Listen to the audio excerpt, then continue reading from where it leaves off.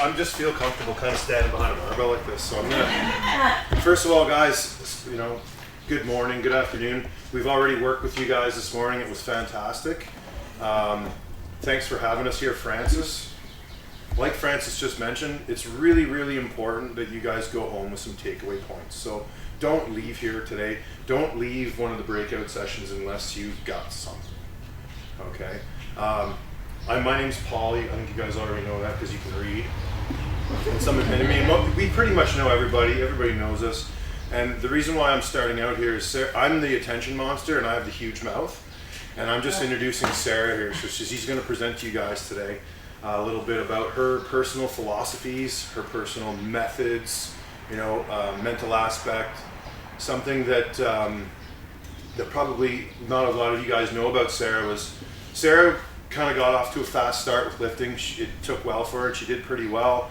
And when we went to Prague 2011, she bombed out at the Worlds. And what became, I mean, that's you know, there's lots of tears and smashing things and throwing things around in the hotel rooms. That was just me. But one of the things, you know, you always have to have takeaways from those epic problems, you know, learn from our mistakes, so to speak. And one of the things that Sarah really took away from that was to prepare a mental being. And I think that you're going to hear a little bit about that today. She's become a real mental master, a visualizer. It was something that I always took for granted because I used to do that instinctively. But then also when she got into learning about this and educating herself on it and others, I know it's helped me, and hopefully you guys will get some takeaway points on that too. That's just one of the many things she's going to share with you guys today, but I'm going to turn the floor over to her and try not to talk too much. So basically, I'm just going to talk, and I'm going to let him interject whenever he feels necessary, because he will anyways. So when Francis kind of gave this opportunity to me, I was really excited because I really like the idea of women getting together, and I love the idea of women lifting weights. I think it's awesome. I think it benefits in not just physically but mentally and confidence all around. You know, it just turns you into a really happy person, I think. Anyway, so I want to talk first about my training philosophy. It's very simple. Hard work pays off. And you've heard that many times in life for many different reasons, at work, at play, whatever. Some people are comfortable just kind of going through the motions and lifting and expecting things to happen. I firmly believe that if you want things to happen, you have to work hard for them. And when you start to progress as a lifter, I mean, beginner gains are awesome. When you start lifting, things start to happen and you're like, wow, PR every time I'm in the gym, I'm getting a PR, every competition I'm getting a PR. And as you progress as a lifter and you start to get more advanced, they don't happen as often, and it is a little bit discouraging, but I think that, you know, it's not necessarily a bad thing. You know, you get better and things start to happen a little bit slower, but it is still a progression no matter how small it is. So you know, and that being said, I mean, everybody has a balance in life. Some people work a lot. Some people work hard during the day. You know, some people don't work, and that's awesome because you can put more energy into your lifting. But if you want to make your lifting a priority, I think that you have to really go after it and make it a priority and not make excuses saying like, oh, I didn't get to the gym tonight because I was tired, or, you know, my favorite TV show was on, that sort of thing. So, you know, when I started powerlifting, Paul and I had just taken over 2 small gyms. So I was working about 80 hours a week, long hours, 6 in the morning, 9 o'clock at night. And, you know, I would start training at about 7 o'clock at night after a long day. And, you know, that's when I could get it in. So that's when I did it. You know, there's sacrifices. There's, you know, if you want to make it happen. Ask her about whatever your favorite TV show is. She's not heard of it. I don't watch television. I don't watch television. We don't have television. So, again, you know, lifting and work is pretty much predominantly my life. So, anyways, that's basically all I want to say about philosophy. It's pretty simple. Anything? Yeah, hard work can mean really like pouring your guts out in, on the floor, lifting the weights, but also too, hard work can mean getting enough water, eating your meals, getting sleep. That's part of it too, kind of like what she said with, working an 80-hour week sounds a little bit crazy, and sometimes, that's just where your life is at.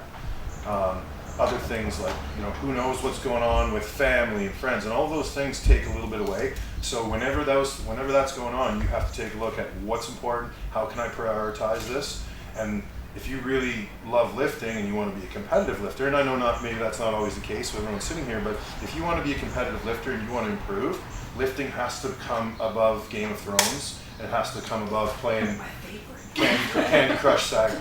Okay, it has to be higher on the list than those things. Also, hard work can mean educating yourself. And all of you guys, pat on the back for yourself today for educating yourself here today. That's a really big one. Read, talk to people. Kimberly used a really great example of, instead of talking to coaches, talk to people who have done it. Okay, there's something that goes without saying, that experience in the trenches is super, super invaluable. But hard work, I'm rambling now. Yeah. I wanted to also talk about success and failures, and I know all of you that have competed, you've had good competitions and not so good competitions, and then some really disastrous competitions. I've been lifting. My first competition was 2008, and it was a really fun experience. It was at the Niagara Open actually, and since then, so that's 6 years ago, and since then I've bombed twice in all of the competitions that I've had. One was at the Quebec Nationals, 2000. She likes to bomb at the big ones. Yeah, I'm gonna do it, right? So 2010 was what I bombed in the bench press. Mark was there, he remembers, I bet. It was devastating because I had never had that happen before. It was a horrible feeling. I was on the way to win my weight class and all of that stuff. So anyways, I also bombed, as Paul said, in Worlds 2011. It was my first World International competition. Yes? I just have a question as Francophone girl. Yes? Bomb mean that you missed your 3 lifts? Yes. Okay. Yep, bench press. So I missed all 3 of them. Okay. I was done. No deadlift. And it's disqualified, right? Yep. Yep. In Worlds, when you go to a world competition, they still allow you to continue. So even if I bomb in the bench press, I can still deadlift, but I can't medal, and I don't get a total. So, but any other competition, provincial, national, whatever, you're done. You don't get to deadlift after you bomb in the bench press. Worlds was a unique experience because I had never been overseas before. It was my first time flying in an airplane that long and being across the ocean. And I think that it was also very overwhelming because you're there with all of the best lifters in the world, and it's like, you see them, you see videos of them, and then you're there, and it's just kind of everything. There's so much stimulus, But as far as experience goes, flying 17 hours, we left at 4 in the afternoon, and we watched movies the whole time.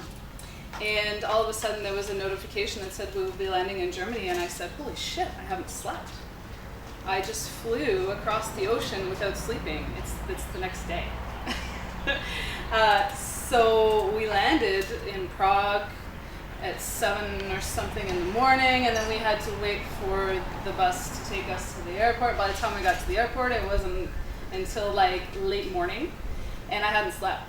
And of course, adjusting to the time difference, I didn't want to go to sleep because I competed 2 days later. So a lot of inexperience happening there, and hence weight loss. I was shoveling food in before weigh-ins because I was 5 pounds lighter because I hadn't slept. And of course, when you fly, you're also dehydrated. You need to rehydrate and all of that stuff. So and lifting in gear, equipped, my suit was loose. It was bad. But it was a good learning experience because sometimes learning the hard way is one of the best ways to learn, because I will never make those mistakes ever again. It was really fortunate that Ryan and Rhea were there, and Rhea, as you guys know, is an amazing person. She's fantastic. It's great that we have her in our organization. She took me under her wing, and we talked about training and just traveling and competing and all that stuff. So it was really good. It was a learning experience. I mean, it was really devastating at the time, but I think that I definitely gained the experience and the knowledge to make myself a better lifter, especially competing internationally. So, anything? Yeah, I mean, I touched a little bit about that World Championship experience and how she learned from it. I think, the biggest thing, that all of those little experiences, and some of you sat through my lecture at the Nationals this year, and we talked about those types of, things that go on, and looking at all the little details. For those of you that weren't there, some of the things that are important I learned a lot of these traveling with her for these meets, is looking at things like, when am I going to sleep? What kind of food am I going to be able to take on the plane? And you can flip that even to just your local meet.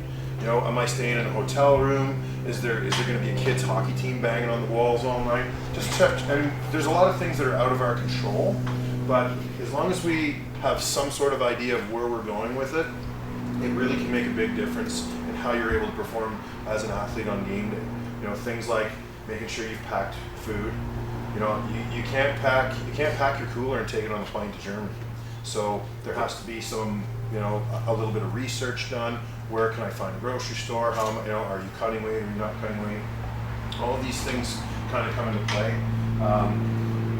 I have no idea on Sarah's lecture notes, but I know she is going to talk about the mental aspect, and that was, when you go out there, and again, I probably learned as much from that Prague experience as she did, but, when we go out there and you put that first attempt on the bar and you miss, how do we deal with it?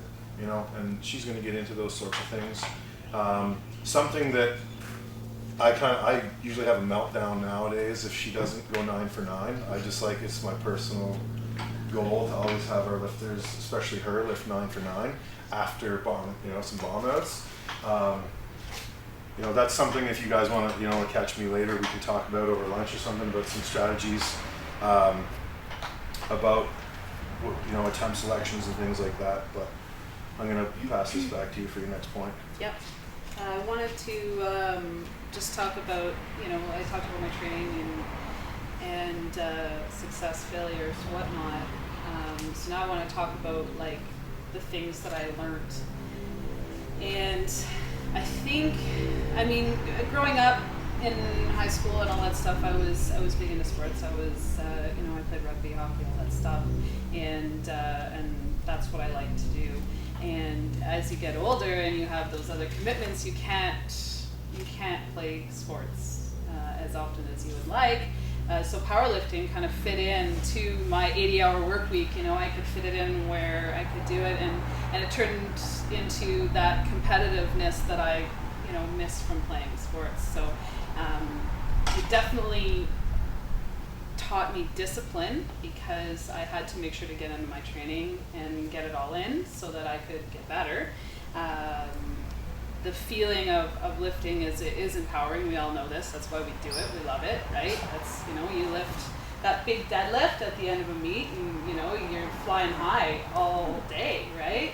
And I think the biggest thing, and I've seen it with some of the young girls that come to our gym, co-op students and just girls that just end up in our gym for whatever reason, is the confidence you get from lifting is unsurpassed. You lift weights and you feel that empowerment, and it transfers into life. Like me speaking here, 10 years ago, it would have made me pee in my pants, because I was shy. I always was that way, and even going from playing team sports to powerlifting, I was like, oh my god, I have to wear that tight singlet in front of everybody, and they're all going to be looking at me, and like I'm the center of attention. I don't like this, but you get used to it, and it becomes fun, and that's really important.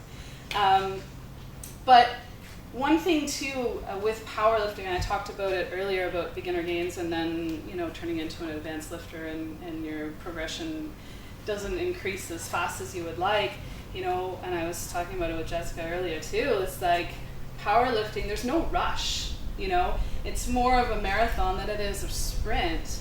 You know, you always want to get better, but I mean, what's the rush? And, you know, like if you go to a meet and you get a little bit of a PR, you know, you shouldn't say, oh, well, I wish I would have got more, or, you know, like I wanted to get this. It's like, no, you got a PR, be happy with it. And then your next competition, you're going to get another PR. And then your next competition, you're getting another PR, right?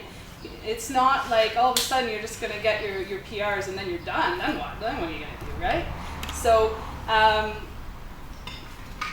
and as, yes? Well, there was the Auto Open just occurred not too long ago, and this is fresh in my mind because I had this exact same conversation with two of our girls, and they were all pissed off because they didn't have a great meet and they didn't do what they wanted to do on all fronts. And I wasn't there, I was on the road, so I was just getting the report on Monday, and I said, okay, so you're mad, but you deadlifted a PR. Okay, so there's one positive. Did you have a PR total? Yep. Okay, there's two positives. So what was wrong with that meet? Absolutely nothing. You know what I mean? And I think both of them were lifting at 70% or so. They maybe lifted 7 or 8 for 9. It was pretty good. Sometimes you get a little bit caught up in, I want a PR on every single thing, because when you're a beginner, that's what happens.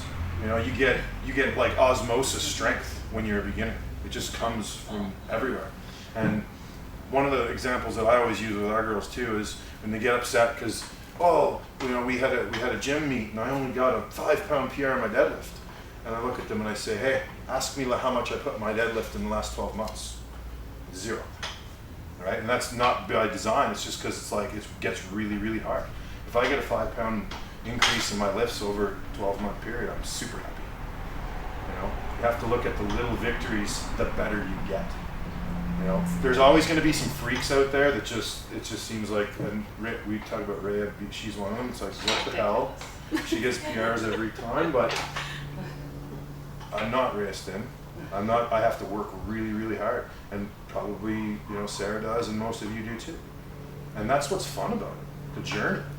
You know, I got a 2.5 kilo PR on my total. It's a good day. And also too, like as you lift more, your form, you know, what your lifts started out as. Like I look at old videos of myself, I'm like, oh my god, what was I thinking, you know?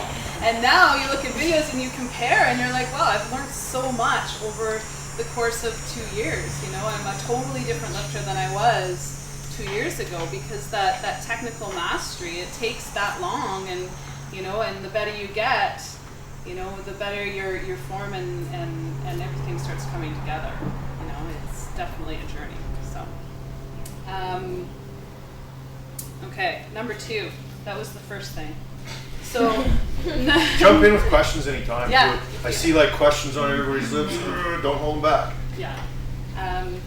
So number 2 is the mental aspect that we had talked about before, and I know I train a couple of our powerlifting girls, and sometimes I have them one-on-one, and I think the biggest advantage of that is teaching on the one-on-one basis is teaching them to have that proper mental state.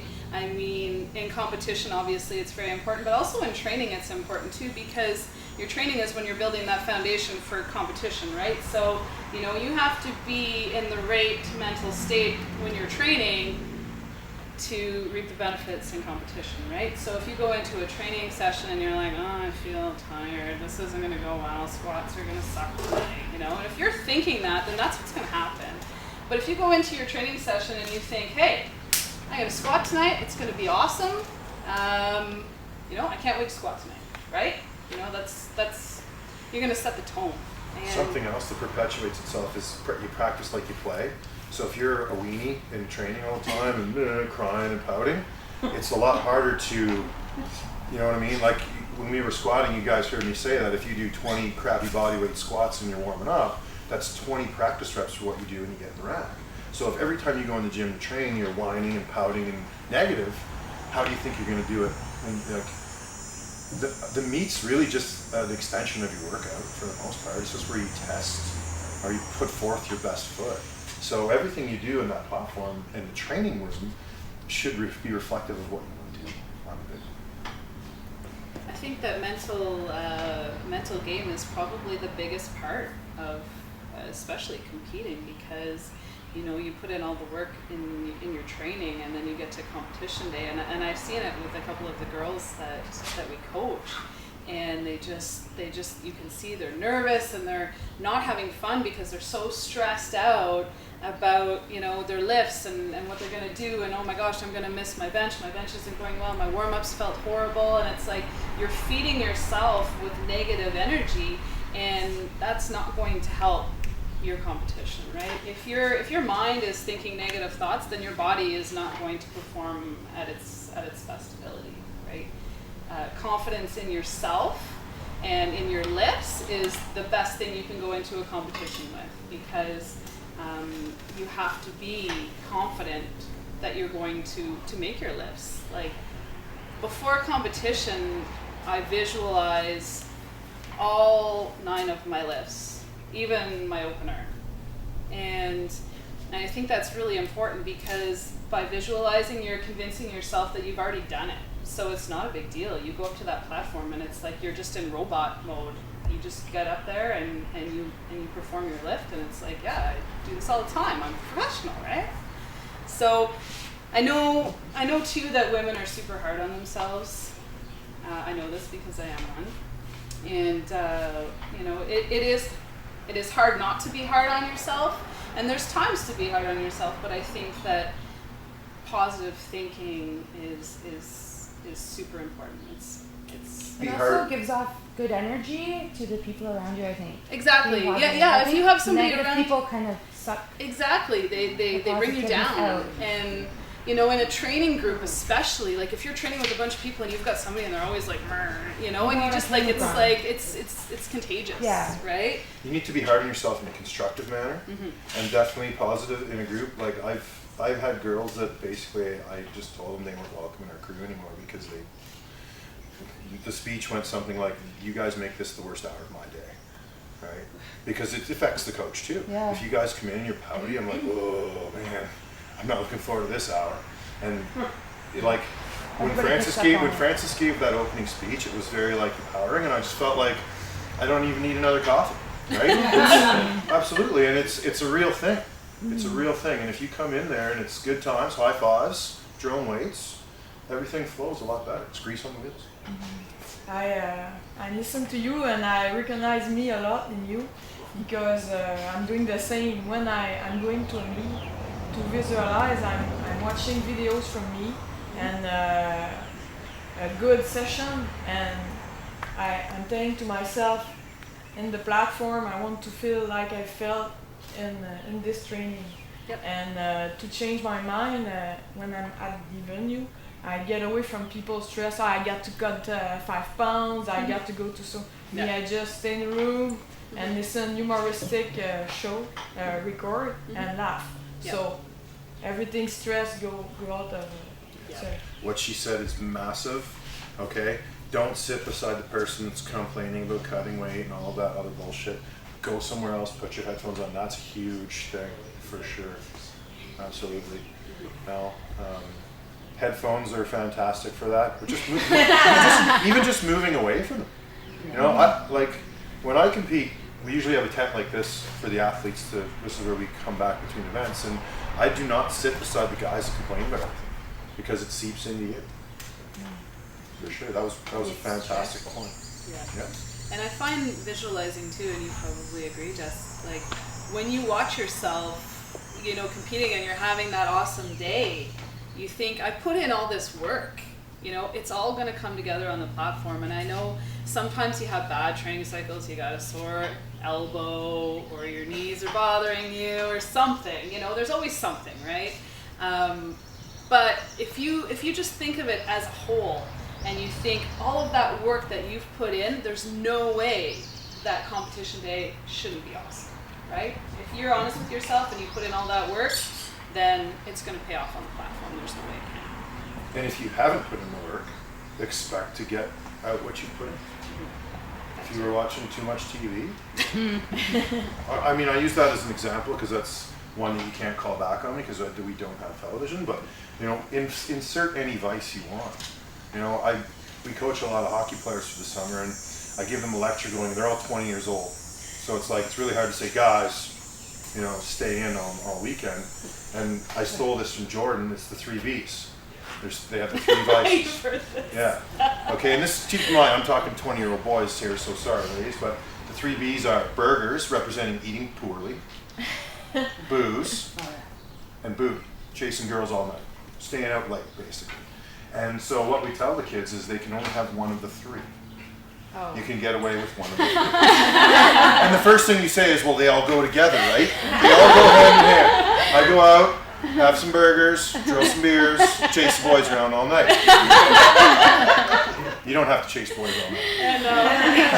We're way too easy. But the bottom line is, okay, and a kid literally said that to me. He goes, well, they go hand in hand. And the kids that just to set the stage, the kids that I'm talking to, a lot of them are NHL drafted or like they have a very big opportunity to make a career for hockey themselves. And what I said to them was, you, and same thing, I'm pointing at all of you guys don't want to be normal people. You want to be above average, right? Average people watch TV, drink beer, eat ice cream, and go out and stay up late. You guys want to be something better, so you have to pick the habits of the people that you want to be like, right? And if you want to go out and, again, I'm kind of like I'm talking to boys here, but if you want to go out and have the 3 B's all together every weekend, start working on your resume because you're not going to sign an NHL contract. All right, and for you guys, it would be if you want to have the 3 B's all the time, get ready to not put 2.5 kilos on your next PR total. It's very, very simple. You get at what you put in.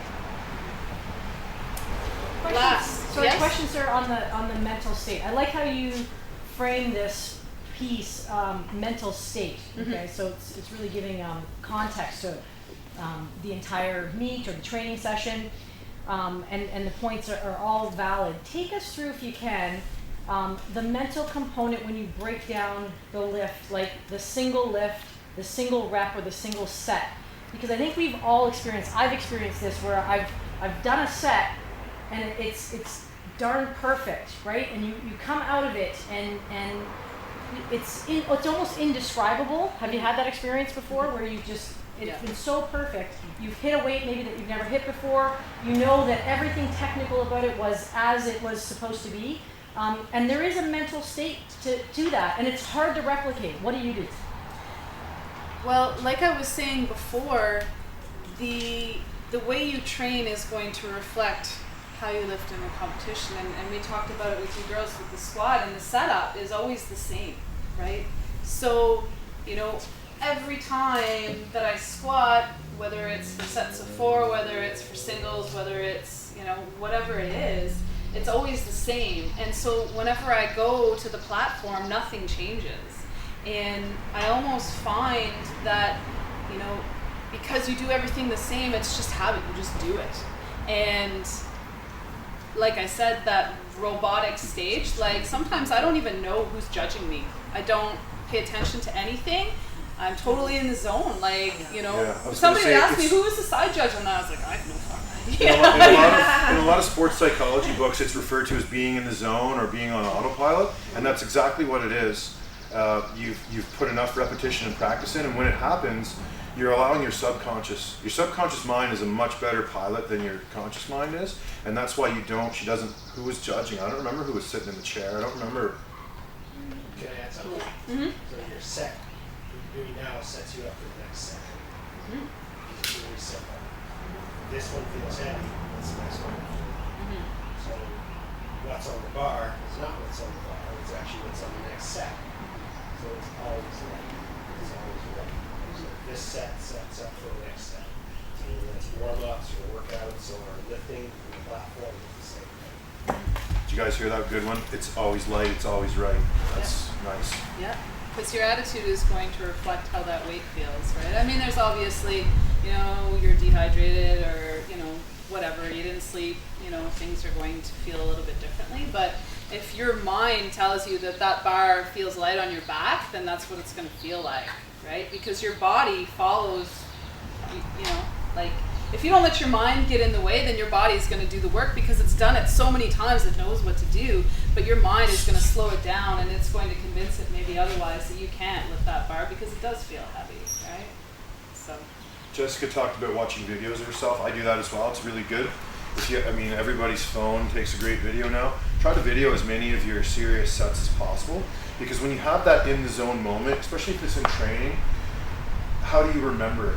Because you go on autopilot. So having a video is really good. As a coach, I like to step in and I like to say, remember what that one felt like. And maybe it just sets a marker in your brain to put it all together. When you visualize optimally, you visualize as first person. So when you're visualizing, it's not you standing watching yourself. It's you in here, facing there, feeling the bar, smelling the chalk. You have to visualize like it's really happening. And that's difficult to do. It takes some practice. Sarah's going to talk about, I've mentioned, sports psychology manuals and books. She's going to talk about them in just a second. But the message is always kind of the same and the drills are always kind of the same. So she's going to tell you guys about that. after bombing at Worlds, I actually, after, I think I got 3 out of my 9 lifts at Worlds in Prague. And I remember a ref coming up to me and like giving me a pat on the back saying, way to stick through that, because it was horrible. I mean, I had enough stubbornness and like, I want to like do the best that I can still. I didn't give up, that was just the way it was. But after that happened, I just hated the feeling of not getting my, defeat and not getting my lifts. And so I kind of did some research on some mental toughness books, and I found 3, and I'll let you guys in on them after if you want. But the common denominator is making a movie in your head when you're visualizing, and seeing yourself on the platform and putting the chalk on like from start to finish, so that even warm-ups, like going through your warm-ups, visualizing, making a movie in your head, and everything's coming into play, the noise, the smell of liniment, and the chalk, everything, and right up until your last lift. So and by doing that, you're kind of you've already played it out. You don't have to think when you get to competition. You just, like I said, go into robot mode and it happens. Yes? You get past the fear of bombing again. You don't think about it. You think positively. You don't think, I don't want to bomb. You think, I want to get all 9 of my lifts. Right? Me, I can say something about bumping I bomb too, okay? Happens to Everybody. No, don't worry, it happens. It's a part of the game. So now when you warm up, you have to put the ego down and say, okay, I'll go very secure for my first attempt, and my main goal is not to hit my first attempt, it's to hit my third. So to hit the third, I don't have to burn myself in the first. So go light and let it go after. Just secure your first attempt, and then your goal is not your first attempt, it's your third. So that, I think that's, attempt so selection is when huge. you think like this, it's not supposed to, but you learn it first. Yeah. To answer what Aaron said too, it's positive self-talk, and that's what the manuals really get into. And talking about a good first attempt, what I like to say about a first attempt is it's an indicator of nothing other than your intelligence to pick a good one. How many meets have you guys been to? I'm sure, and you guys watch, and Mark's gonna, he'll know what I'm talking about, and Jessica, because how many meets have you gone to and you watch an open and you're like, Jesus Christ. What is the third going Like, how are they going to get a second? Like 2.5 kilos is going to break that person's back, and it's absolutely right. You know, we always say around the gym too, is your opener is your last warm up, and lift. You know, the third attempt is. The second is the stepping stone, and the third is the lift that you want, because that's going to contribute to your overall total, right? Not your opener, right? Your third is what's going to contribute to your overall total, which is going to get you a higher Wilks, which is going to win you a weight class or best lifter or whatever. So attempt selection is going to add to positive thinking as well, because if you go out there and you drill that first, that opening attempt, you're like, holy, right on, like today's going to be a good day. But if you go out there and maybe it's something a little bit too heavy and you're like, oh, that was rough, and you start to negative talk and you start to think bad thoughts, then that's just going to kind of set the tone for the rest of the day, right? So, any questions? I'm not going to go into attempt selection, but if you guys want to talk to us about that after, we've got a really, really foolproof attempt selection plan. Yeah. That you can't screw up. I hope that for those of you that did attend my lecture at the Nationals, I hope to try to present that again at other larger meets. I'll be trying to get in touch with promoters so that we can make that available. There is a foolproof plan, and I have probably, I think it was about a 2-hour lecture about all of those things that lead into a meet, so that you have a successful day. Well, so the last thing I want to talk about is the actual part of competing, and we have a lifter who actually admitted to me that she hates competing. She loves training, and she loves training with the group, and she loves everything about powerlifting, but she hates competing because when she goes to a competition, she gets so stressed out that she doesn't have fun. And I think the biggest thing for her is comparing herself to others, and I know a lot of us do that. But I think with powerlifting, because it is an individual sport, you don't need to compare yourself to others. You're lifting for yourself. You're lifting to get your PRs, right? I mean, you're going to run into competition. Obviously, there's going to be somebody better than you out there, but you can't play defense against them. You can't play defense. You can lift what you can lift, and that's it, right? So competing for yourself is very important, and everybody is different. Everybody's fighting a different battle, and like I said before, life gets in the way, and you're going to have issues and that sort of thing. But competing for yourself and having fun is it's all you can ask for, I think. What do you do after like a really good lift and your adrenaline's going, but you got to take it down? Sarah likes to shove the spotter rotor guys around. You don't want to use up all your energy because you're so pumped. Well, I've that's been told the thing. that you gotta sit down. Well, you don't want to expend too much energy, and you don't want to get too excited too early, because then by the time you go to lift, you got burnt out. Exactly. So I mean, it's how do you take it from here to It's about learning how to turn the switch on and off, and you have to learn how to control your own arousal level, and also you want it back on for your next lift. And everybody's got a different arousal level. Like you'll see some lifters. Joel. Okay, so Joel gets out there and he's swearing and throwing stuff around and everything, But then, take Rhea. She's calm as a cucumber, Depends right? on your personality. Exactly. It's reflective of each individual, and there's no right or wrong, but there is definitely a point where you might be, too much or too little. At Worlds, the Russian Ina Filimonova, she did a world record total, and just like this, yay. Yeah, no emotion. Me, I was like, I was like maybe crying or something. Yeah. Good job. Everybody's arousal level is different. What happened here? If you're a very calm person like that, and you try to lift at a very high arousal level, it can be too great, and you'll have breakdown.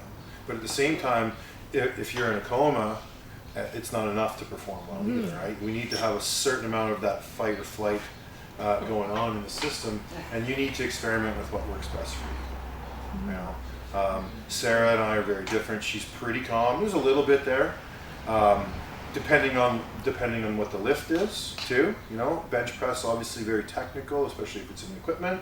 So arousal level needs to be spot on. If you're all flared up and fired up and snorting it and, you know, foaming at the mouth, a technical lift becomes very difficult. And then as far as like your question was, how do you turn that off? You have to practice. You got to get fired up for a lift, and then you go back to your seat and put the headphones back on. How much do you prepare in advance of your training session on the day, and how much do you think about it? Do you and or how you coach your athletes, do they know and you know specifically what you're going to do on that day? And so can you speak to yourself, your own personal experience? I know I'm training this. I know what my sets and reps are. I know what I'm aspiring to accomplish, and then give us some insight. Is that the same for your athletes as well? And what are your thoughts on those athletes who are maybe getting coached in a different way? Perhaps they're just sort of expected to show up on the day, whether it's training or competition, and not have any real idea of where they're going. Okay. As far as training goes, we have a training group, but our situation is a bit different. Like, we're not a powerlifting, you know, group. Our powerlifting group, they're clients. They pay us for our time and our coaching, so it's a little bit different scenario. It's not like they just kind of show up and do each whatever they're going to do. We set a workout, and, you know, we put it on the board and they do it. And so yeah, it's a little bit different scenario. So they show up and the workout is there for them. You know, I mean, we've got they know what they're doing on the day of. Yeah. I think that it's really important to know what you're doing. I'm squatting today, thinking about squatting, maybe watching some YouTubes of Jessica squatting on, you know, at lunch break. One thing I'm guilty of, and I always use the I'm busy excuse, but it's really no excuse, is sometimes my lifters will show up and they don't know exactly what the sets and reps. We use RPE, so they might not know what the reps and RPEs are going to be that day, but they usually know roughly what it should be. You know, we're either in intensity phase or volume phase or whatever. They know what's going on. They know what they're walking into, and it's really important that you do. And I think if you show up at the gym and you have no plan, that's a huge mistake right off the start. But thinking about it's really a fantastic thing. Again, it's that visualization coming into play. And getting yourself excited about going to the gym. You know, if I don't spend a little bit of time getting excited about lifting weights, it's hard to lift weights at the end of a 12-hour day when you're tired. So you got to get yourself a little excited to do it and think about, oh, I can't wait to be in the hole with some big weight on my back. As far as competition day goes, all of our lifters are required to have a plan, and I myself have a plan.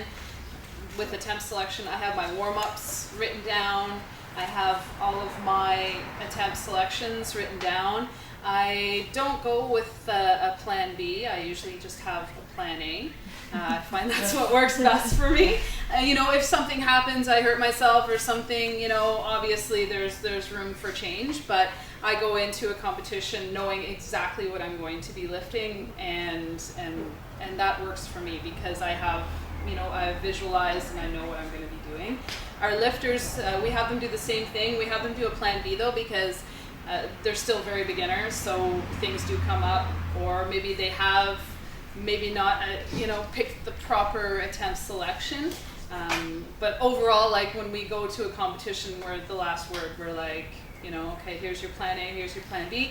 Okay, that first squat looked a little slow. Let's go with plan E, you know, plan B, and then maybe we'll go back to plan A for the third attempt, you know? Like they're required to email to me at least by Wednesday, the week of a meet. I give them a spreadsheet, and it has all warm-ups in pounds and kilos. I don't know if any of you guys have been at one of the Ottawa meets where I've handled like 73 girls in the same flight. It's a little hectic. So, I created this to help myself out, but having that sheet of paper, so if Sarah's up, she just comes up, she hands me the clipboard, and I stand by the chalk bowl, and I can look at what's going on. But what it's done, having that plan, is it's developed that aspect for them to think about, this is what my plan is, I know what I have to do. You show up, the warm-up's on there. Again, it creates that process and that system where it's like everything's been visualized. I know what my warm-ups are gonna be. It helps time warm-ups. You know, you ever been in the warm-up room and you're like, oh my God, we're on in 5 minutes and I've only had 2 warm-ups. So knowing how long we've timed those warm-ups. Everyone's is a little bit different, but we build a warm-up that takes approximately 20 minutes so that we know at a certain hour it's time to get in the squat rack. Have you ever been in a competition where somebody else has changed your weights? Usually he is the only one that handles my numbers, and you know, I have my plan, but if I do have a rep that's maybe questionable or something's off, you know, he'll come to me and he'll say, you know, how did that feel? Do you want to still go with plan A? And I'll say, yeah, maybe we'll take 2.5 kilos off or something like that, but nothing usually changes that much. Sometimes that, I will do that sometimes with a lifter who is of a younger lifting age, so very new or doesn't like, I think that it's very, very important that the athlete have input to what's going on, Yeah. right? You know, I always have a plan too, and when I was with Masters last year, they changed my weights, and Did they change them up or down? they decreased my squat and increased my bench. So after my first lift, so it Sometimes a decrease is very, very justifiable. It was just strange, and I just wondered how you deal with that. You know, some of our lifters don't even want to know what they're lifting. Mhm. They put they just say, I don't even want to know, just put it on the bar and I'll go up and I'll lift it. You know? In my head, Yeah. and when you change the numbers, it kind of it did fine. Yeah, It works, but yeah. Sometimes a decrease is justifiable to help keep you in there. And then the only time that I think it's really warranted to put it up against the knowledge of the lifter is if it's like, we need to get this to tie somebody on body weight, or we need, you know, it's that final deadlift usually. Because again, I think it's not fair to the lifter. You know, it's your day, you're there to have fun. But the coach's job is to make sure that you perform as good as possible, as well as possible. Something that needs to be discussed before the meet is, what are your goals today? My main goal is to go 9 for 9. Okay, no problem. I'll make sure that happens. My main goal is to make sure I get a 2.5 kilo PR on the deadlift. Okay, there's steps that are going to happen throughout the day that are going to help that too. Determine what your number one goal is for the meet and tell your coach that so that he's on board or she's on board. And also too, at a world competition, the main goal is to get as many points as a team as you can, right? So, you know, if for whatever reason your lifts aren't going awesome and, you know, you need to get them toned back so that, you know, I mean, I guess that's kind of left up to the coach. So. That might be one of your personal journeys into the mental aspect of it, is being able to not be super tied up in the exact number.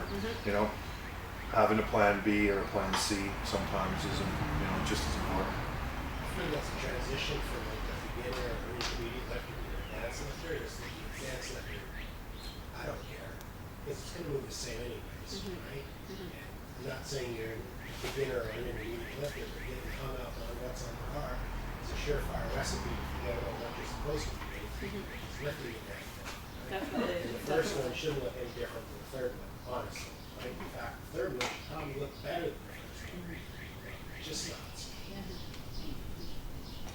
I think what Paul says is really important. If you talk before with the coach and tell him your goals. I mean, if I want to do a record, a national record in squat or something, we're gonna put more energy in this.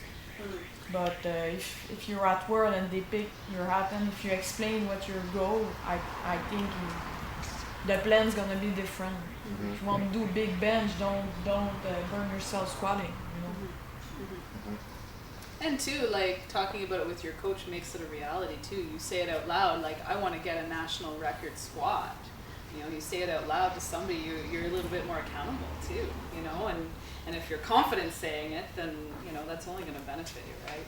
So do you think it's a bad idea to have like more than one goal per competition? Because I don't know, I'm flaky and it's like I want it all. That's good. Linda and I talked about this, and I have her ask this question right at this moment because I wanted to address that, and it is a bit, you can't have it all. Again, maybe as a beginner, and I mentioned earlier, it's like, we put 2.5 on the total. Powerlifting really is about the total, and then as you get deeper and deeper into what I call lifting age, it's like, I want to set a national record. or I want a world record bench press, or whatever it is that you want to go for. You have to focus on one thing. There's a certain point in your lifting life where you're not going to have your squat, bench, and deadlift going up together all the time. And what usually ends up happening is we put the focus on the one that's kind of like, maybe your bench has been lagging. So we're going to put a whole bunch of focus on your bench in the training cycle and the next meet, and hopefully bring it up a bit. And just as long as we can maintain those other two and bring this one up, we've gotten better. And now I want to bring my squat up. So the next 16 weeks is spent bringing that squat up a little bit. And we go to the meet and we do that. And as long as these two stay the same, we're happy. And it's just like, it's like when you're setting the levels. Remember when you had a cassette deck and you set the levels with the little buttons, like the treble and the bass? You're just going to set them all a little bit at a time, always going up a little bit. Because if you just smash them all up, you don't know what you're going to get. It could be a disaster. Does that make sense? Is that a good analogy? You had a cassette deck once, right?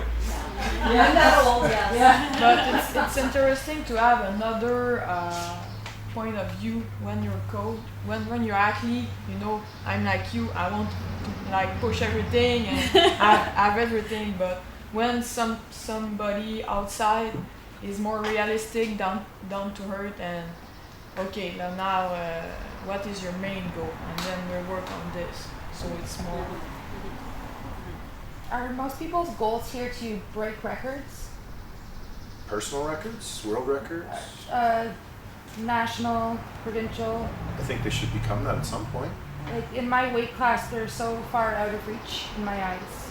Start clawing a little bit. The journey starts So with the it would first really step. be a personal record Yeah. I'm competing Break for, and personal that's okay. records. Yeah. Yeah, that's Her perfect. concluding Definitely. statement was compete for you. You Yeah. can't play defense. You can get better. Compete for you. And then when you start, all of a sudden, like, you're going to wake up one morning and go, hey, I can maybe get that. Good training cycle. Maybe I can start to take a stab at that. But all you have to look forward right now is I want to get a PR for me. That's what it's going to be. Yeah, absolutely. Especially if they're way up there, And like sometimes I irritate people a little bit with my opinions, and it may sound a little elitist, but I think that there's no merit in going, I have the national record in the weight class that there was nothing said. I just went out and lifted something. I lifted 20 kilos and I've got the national record. Look at me, right? I would much rather take it from somebody who was good. And if you're far away from it, you just have to look at, okay, like if we were going to go to Florida's really far away right now. What's the first step? We're going to walk down the end of the driveway and get in the car, right? And then once we're in the car, we're going to drive to the airport, right? And just look at the little bite-sized pieces of the journey and enjoy every single bite. Nationals that I won in 2011, I won best lifter and I didn't even know. We were leaving early, we weren't staying for the banquet, and Tom Nichols came up to me, he said, oh yeah, you won best lifter. And I was like, holy cow, like it was totally unfathomable at that point, because I went there just lifting what I wanted to lift, and lo and behold, I won best lifter, So, those things start to happen. The more you keep, progressing and lifting for you, the fun things start to happen. So. It's interesting because when you compete, because there's always somebody stronger than you. So you focus on something about yourself. You're more focused on yourself than if you focus on other competitor. You're getting lost because there's always someone stronger. Each level you are. So when you say I'm satisfied, I did a PR, it's the best feeling. I think that's it. I got one more question though. Yeah. You mentioned 3 books on sports psychology and mental toughness. Give Yes. us the titles of those books. Okay, one is 10-Minute Toughness. 10-Minute Toughness is probably my favorite Yeah. because it's very like, do this. The first year after she started doing that, I used to take cue cards, little piece of cardboard cards, and I'd write out like an action statement for each event. Like I compete in strongman, so we have, like you guys have 3 things to worry about. I have 33 different things to worry about because there's different events all the time. And there's a lot of variability. So what I do is I just have an action statement that's super simple for each one of those things. When I show up, I only have 6 or 8 different things I'm going to do for that weekend. So before going in, I just write down the action statement. And like Sarah probably still, her action statement has maybe adjusted over time, but I know it's always written in the back page of her plan on the clipboard at meet day, and it's written in her training log, and it's super simple. 2 or 3 syllables for each lift, an action statement of what you're going to do. Tight, strong takeout, confidence. Some simple stuff. You'll get all that in my gym. It's like maybe a $20 book, and it's worth it. You get them both on Amazon. Really, and they're really good to feed off of each other too, because the one is really applicable and the other one is just gets you thinking. And no, I'm not, or I can't, or I won't. It's I will, I can. Positive self-talk. Always. We're good. Awesome. Cut. Don't cut it. Don't cut it yet. Don't cut it. Let's just show our appreciation for this, because this was incredible.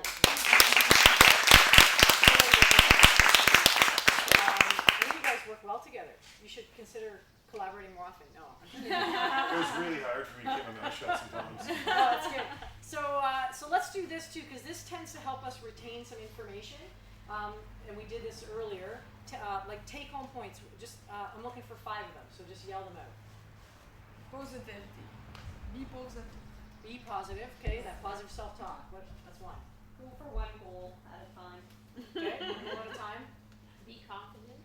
Okay, confidence. Kendra? The goal is not to be average. The goal is to be awesome. The goal is to be awesome.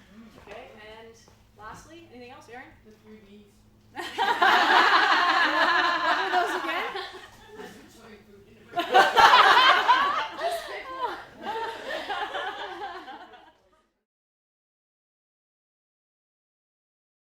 I came here today to further my knowledge on my lifts. I'm fairly new, and so I wanted to make sure that my technique was on, and just also to be around other really awesome, strong, cool women.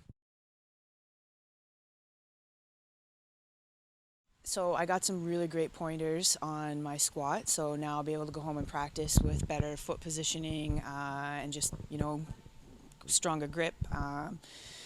And then I love the positive attitude of everybody here, and that you're always striving for that next small step or that next small goal. You don't have to go in and kill it every day. Like it's about the journey, to enjoy the journey and what you're learning and what you're experiencing every time you go to the gym.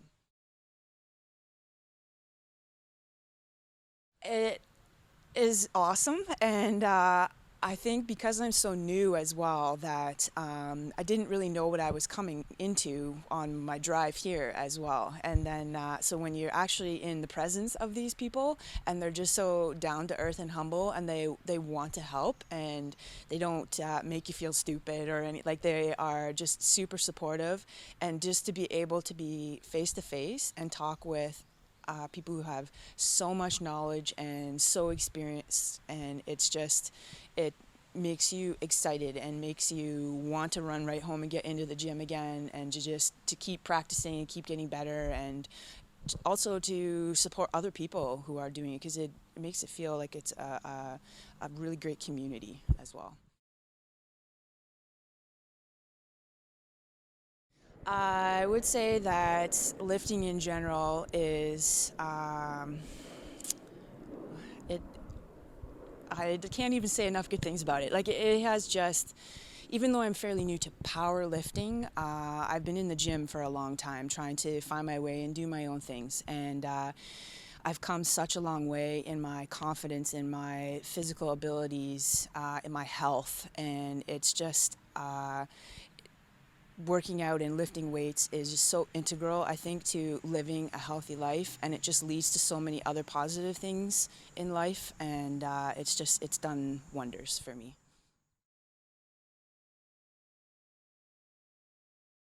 I would say just go for it. If you've already got the question in your mind that you think this is something you want to try, you're not going to know until you come and try. So if the opportunity arises that you get a chance to work with a lifter or come to something like this, just go for it, because you don't know what's going to happen. You don't know who you're going to meet, and it's an awesome opportunity to learn and grow and just meet really cool people.